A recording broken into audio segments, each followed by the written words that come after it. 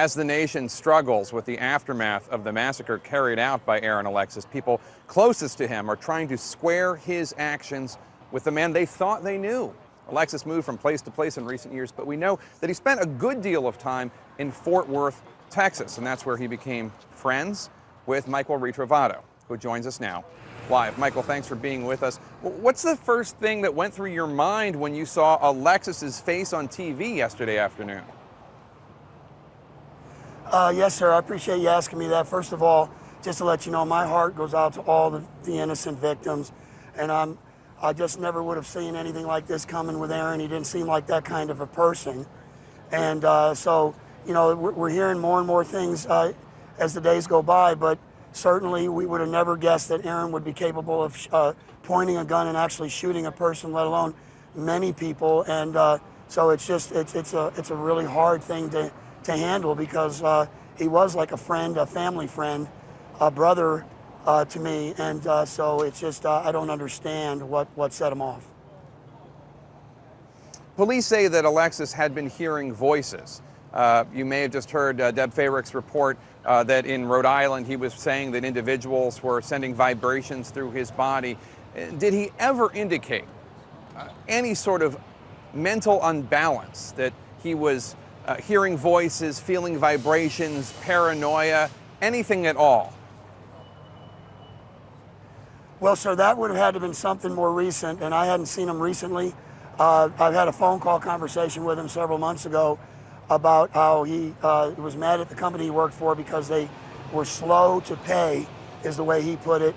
And Aaron seemed to confide in me as the reason why he would call me, but some of that recent stuff I wouldn't know about. Certainly, I would have thought that would be an alarm for him to find out something like that. So I didn't know anything about voices or anything about that, what was going on in his job, because I hadn't heard from him in a while. So all that must have happened while he was on the job with these contractors. So I hadn't heard from him recently, but I certainly would have, it would have been a red flag to me as well to hear things like that about Aaron, because he never would let on to us here at the Happy Bowl. These people really took him under their wing. They were really more like a family to him. And so all of this is news to us, and we're just all distraught. We don't understand why it turned into something as violent, other than the only thing that comes to mind for me is that he had, you know, he liked to go online and had video games, like violent video games that he played. That's the only thing that comes to mind for me. Other than that, he was never violent or angry over here with the family. Like I said, he was more like a son to them than anything. Millions of Americans obviously play violent video games without any effect. Was there any strain of violence that you ever saw with him relating to the video games or just in day-to-day life?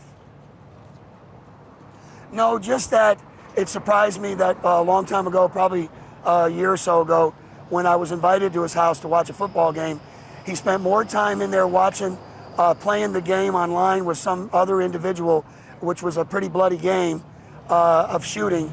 He spent more time doing that than entertaining his guests. And I commented to Aaron on that, wow, man, you're in your 30s, dude, you need to let that stuff go. And like I said, he was, I would say things like, you're a brother of another mother. And he would say things like, yeah, you're my Italian buddy, mafia guy from New York. So we had things we joked about. Aaron wasn't conservative like I am. He was more of a liberal type. He wasn't happy with the former administration.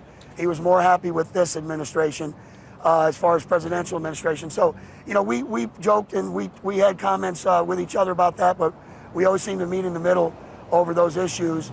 But he had respect for me, and he had respect for the people at the restaurant. He better have respect, more or less, because he worked there, and he showed that kind of respect, but he never showed any, not anger or dismay or unhappiness. He was happy over having a job. It was just slow pay for those people that hired him, is what he told me several months ago on the phone when he called me. He needed money financially. His car was broke down, and that was the only thing I can think of that he was having problems with in his life. I tried to get him on where I work. I work for the Treasury, and he messed up his application, and so he didn't get hired because he did the paperwork wrong.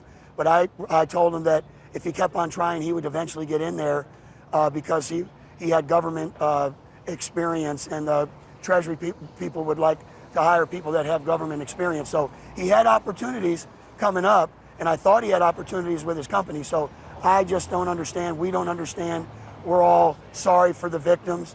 God bless them people, and I apologize for him if I can. We wish we could have done something to influence him in a different way.